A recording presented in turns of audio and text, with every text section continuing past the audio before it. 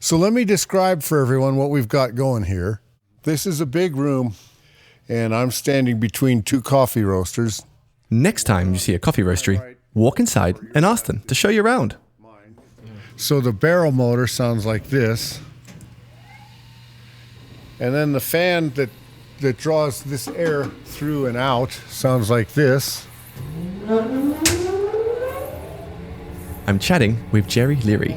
He's a really seasoned roaster, been doing this job almost 20 years. And then the cooling fan for the tray sounds like this.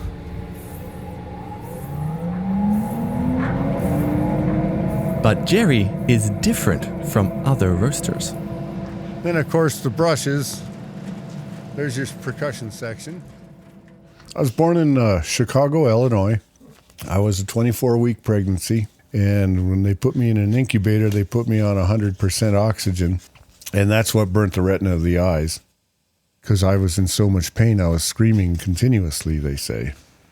And the doctors finally figured out that it was eye issues because the eyes were getting infected. So they had to take them out and put plastic in. Gerry is fully blind. Do you have any visual memories at all? No. If I did, it was in the first few minutes of life, and I was not developed enough to know. A blind coffee roaster is as rare as a blind car mechanic. Which is funny, really, because before roasting coffee, Gerry fixed cars for 30 years. In the USA, it's estimated 2 out of 3 visually impaired adults don't have full-time work. That is over 2 million people. This story explores all the hurdles Gerry has had to jump over to become a coffee roaster. And his story doesn't end here either. Because today, Gerry, at the age of 67, is also a business owner trying to get back up on his feet. So, I'm not looking at all this as a dead end or as a finality. That part of life I'm not really ready to look at.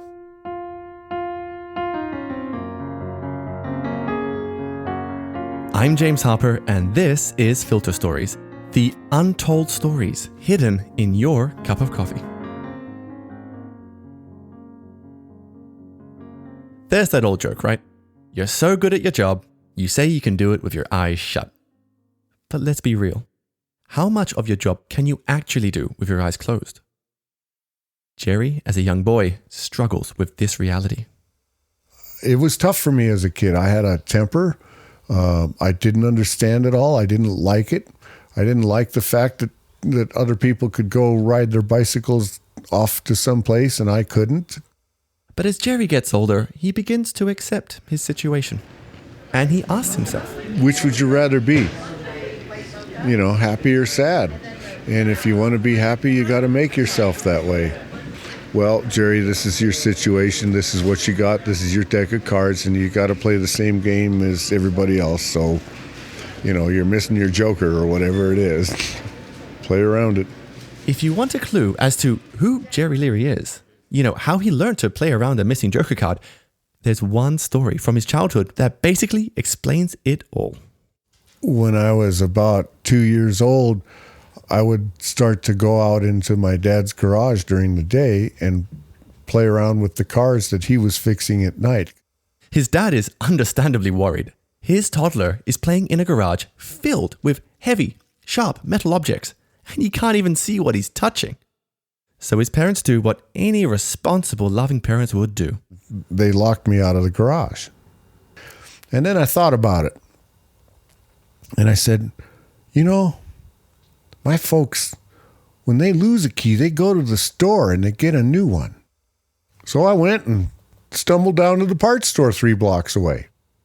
Didn't ask, didn't say anything, just went there. So can I just paint the scene? So a blind 3-year-old is walking block after block after block, going to a hardware store to try and get a key to a garage so they can play around in the machine. I mean, that sounds pretty mad from my perspective. It is. So I go over there and I found Joey and I said, hey, can you give me a key to my dad's garage? Joey is the son of the shop owner. He was 8. And he said, well, no, you have to make the key. So I said, well, what do keys look like before you make them? So he shows me this whole panel of key blanks. And then I found one that felt like my parents' house key. He gave me this key and I took it home.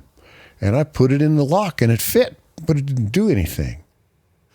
So I went outside and I decided that I was going to try scraping that key on our patio. Took a while. But just to give you an example here, we'll take this dime. Now this curve is a little more dull than the one, or more rounded than what I was working with. I took the rest of that day and part of the next day to make this key. And I finally got it and it worked. So I started playing with cars again. A couple days went by and my father found me and he said, I thought I told you to keep out of the garage. I said, well, yeah, but I made a key. See, look. That's what they said. It was like, okay, I guess we better teach you about this. So we can't keep you out of there. So if you're really that curious, okay, you can learn about cars. And eventually, Gerry becomes a car mechanic. Years go by, decades, and it goes great. He's got clients, he buys a house.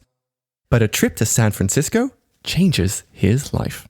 Yeah, it was in 1994. I went to a restaurant for breakfast, and I hear this machine turn on, and it sounds like a gigantic rock polisher. Gerry asks the owner, who's waiting his table, what's that sound? And he said, oh, come here. That's our coffee roaster, and this is something you'd be good at this because you don't have to see to roast coffee. And I thought, oh my gosh, I got an open-minded guy here. Okay. And I was all excited and enchanted, and I said, if I ever get out of cars, I think I want to do this next. 2001 came around, and I was fixing cars, and I was just kind of getting bored and tired of it. Mm-hmm. And so, I think I'm going to go try and get into coffee. At the tender age of 51, Gerry begins his coffee roasting journey. Okay, roasting. If you want to roast commercially, you have to roast the same beans the same way every time. And that's because the customer who liked the flavors yesterday wants the same flavors today. And the same beans can taste very, very different depending how you roast them. Sighted roasters stay consistent by gluing their eyes to computer monitors. Let's explore how Gerry does it. So we're going to roast some Colombia coffee today. So I'm going to pour these beans into the hopper. Gerry hauls a bucket of unroasted green beans up over his head and tips it into a funnel at the top of the roaster. So we're going to turn it on now. Now that simple gesture, just pouring beans into a funnel above your head, from Gerry's perspective, that bucket is moving through black space. How did you... I'm surprised you kind of knew where it was without having to feel your way up the spout. Well, so I've done it since 2003. So I've done it a lot of years. But what I used as a cue as I walked up to the machine, of course I heard it. And so as Gerry explains this, he drops a big clue. And I touched this, which is the tray, the cooling tray. And so I know... When we use our eyes, Gerry uses a routine. When you can see, you develop routines subliminally. For example, if there's a cup of coffee on the table in front of you, you see it, your hand picks it up. But if you want to put yourself in Gerry's shoes, try this. Shut your eyes, spin around full 360, and then pick up the coffee again.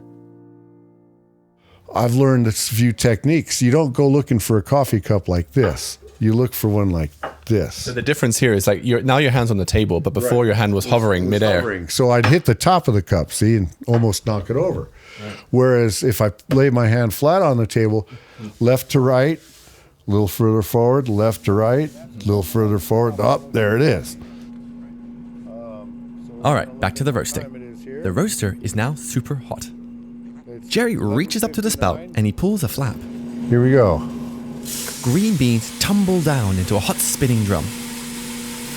And the noise you hear now is the coffee rotating and in the barrel and warming up. A roaster is basically a spinning oven, and coffee kind of behaves like popcorn. When you apply enough heat, it starts to pop, or crack. While sighted roasters have monitors splattered with graphs and numbers, Gerry listens. Now the sound, this you may or may not notice this, but as the roast continues, the sound of the beans tumbling in the roaster will change. And it will get a little quieter. This is what it sounds like a few minutes into the roast. It's a subtle change and it doesn't click in, it just slowly changes. It's like as if you would turn the treble on your stereo down. Fast forward 10 minutes.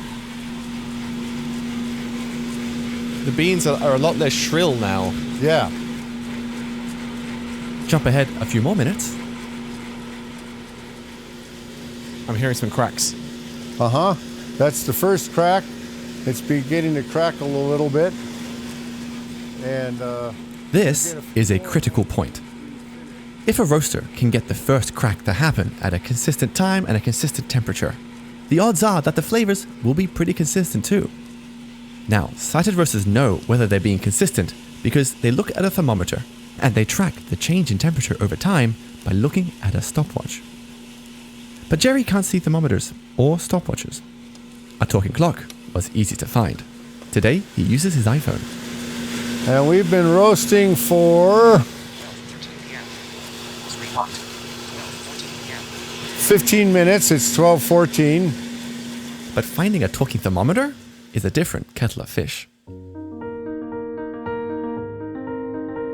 So, 2003, Gerry decides to get into roasting. He doesn't know the first thing about it, so he goes on a course. But after the course, he's in a pickle because he can't find the roaster that's going to speak out the temperature. The people who run the course promise him that they'll build something just for him. So Gerry goes home, excited, and he waits. I was laying around here just trying to figure out how to go further and how to find a talking thermometer. And waits. And waits. Weeks go by. While waiting around, Gerry would listen to spoken word audio cassette newsletters. In between the articles, they have adverts, and one day, Gerry's ears prick up. In it, there was an advertisement for a meter that would read thermocouples. As in a talking thermometer. And it just made me jump up. I ran over here to the table. I rewound that cassette a little bit, and I played the advertisement again. And I couldn't believe it. So I played it again and again and again and again. And I think I played it 10 times. So then I called the roasting company, and I said, hey, so how's it going as far as making that roaster talk? Well, we haven't got around to it yet. I said, well, don't. Forget it. I did it. And anyway, half a day later, I got the roaster together, and then I took their thermocouple out. And I said, yeah, this is just like the one I have. And I bent mine to match theirs and shoved it in, tightened it up, plugged it in, and turned it on. Gerry still uses the same talking thermometer. Fahrenheit. 420 degrees Fahrenheit. Okay, we're already up to 420. I have about 15 degrees left to go. The roast is almost finished. 435.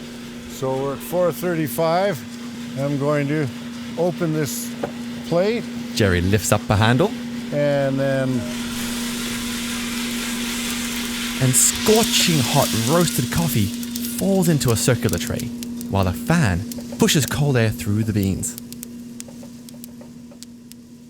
So, back in 2003, after a lot of trial and error, Gerry finally figures out how to roast coffee that tastes good.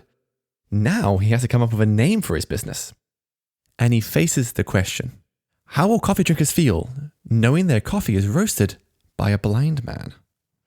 all of my blind friends said, Gerry, you don't want to put anything about blind on your coffee. It's gonna trash your sales. You know, people won't have confidence in you.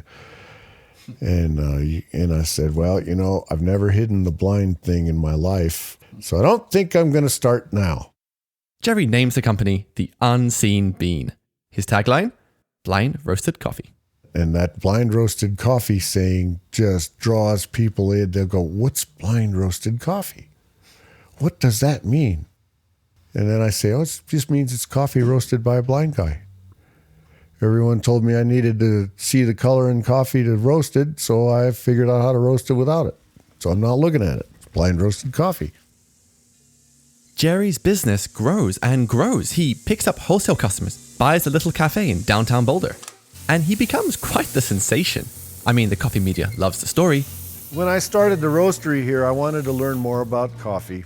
So I started to ask Even Whole around Foods different makes a 6-minute documentary about him. And I met a woman who owned Buchanan's Coffee here in town. This is Gerry at his peak. It's not making any money. Buy it from me. All right, back to the roastery. So here we go. Now, do you have a coffee grinder? I do. Oh, then we're going to get you some coffee. Gerry drops the cooled roasted coffee from the circular tray into a big plastic bin. A few beans miss their mark and scatter across the floor. Spilled the beans. What's that? Can I pay for this? No. Please, let me pay for this. Okay. Wholesale price, $10. Gerry needs a heat sealer to close my bag of roasted coffee. So he begins walking to one of the walls, crushing a spilled bean or two underfoot. But he's heading towards a cluster of plastic bins full of coffee. My mind flashes to a tsunami of beans surging across the floor. So you're about to walk into the barrels. They move.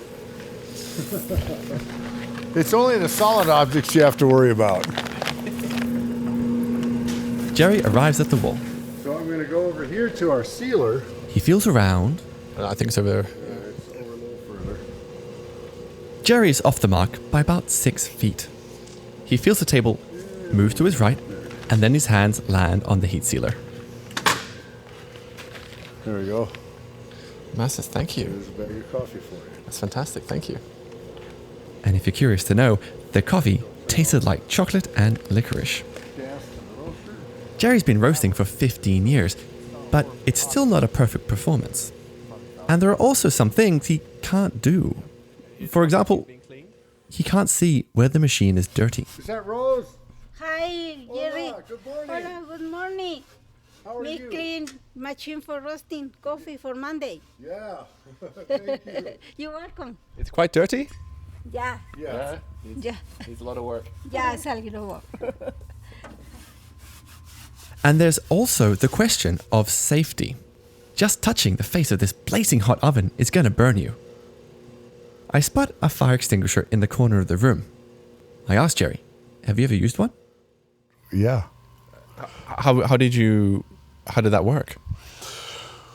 Well, I started a fire in our roaster chimney. Fires are very common in roasteries. As green beans are getting roasted, they shed this thin paper called chaff, and it gets pushed out through the exhaust chimney. But the paper often gets stuck and then bursts into flames. And so I said to myself, I'll just take the fire extinguisher and shove it up here and squirt up the chimney. Okay. What happened?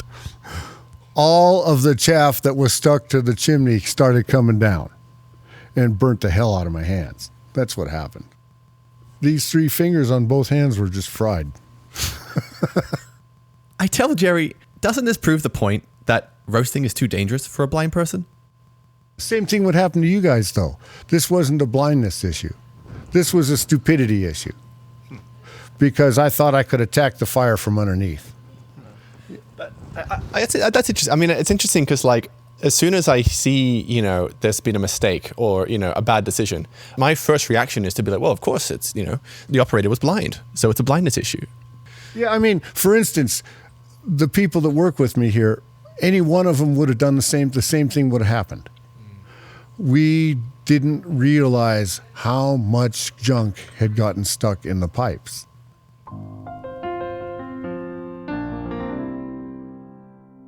Gerry figuring out how to roast is just half of this story. So it seems like from the roasting coffee is easy, but the business side. Business side's tougher for me. Gerry today is a long way from Gerry at his peak. January came around and I was looking at the books, and we were, hadn't cleared more than $200 in a week or two, and I just said, I can't keep this going. I'm just gathering debt. Tune in to part 2 next time on Filter Stories.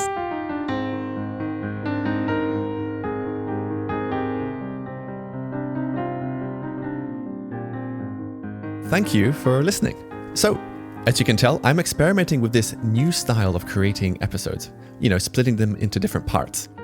It means that the episodes for you are like 20 minutes-ish, very digestible, and for me, it just gives me some extra time to make them as great as possible for you. Now, I've just got back to Berlin after traveling for 2.5-3 months, and the first thing I did was attend the World of Coffee in Berlin. And I met some of you who are big fans of the podcast, and it meant so much to me that you came to say hi and how much this podcast means to you, so thank you so much. Now, if all goes well, I'm planning a Kickstarter for the next episode. Some of you mentioned that you missed the last Kickstarter of Achiaris because, you maybe batch the episodes to listen to on car trips and stuff, and, you missed a window to join. And for this Kickstarter, it won't be a very big window to join either. So get the information straight from me by joining the newsletter. There's a link in the episode description, and following Filter Stories on Instagram at Filter Stories Podcast. Now, let's play a game. Listen to this. But Gerry can't see thermometers or stopwatches. A talking clock was easy to find. Today, he uses his iPhone. And we've been roasting for 15 minutes. It's 12:14. And now listen to this. But Gerry can't see thermometers or stopwatches. A talking clock was easy to find. Today, he uses his iPhone. And we've been roasting for 15 minutes. It's 12:14. The difference there is Dom Edgley. This episode was engineered and mixed by him.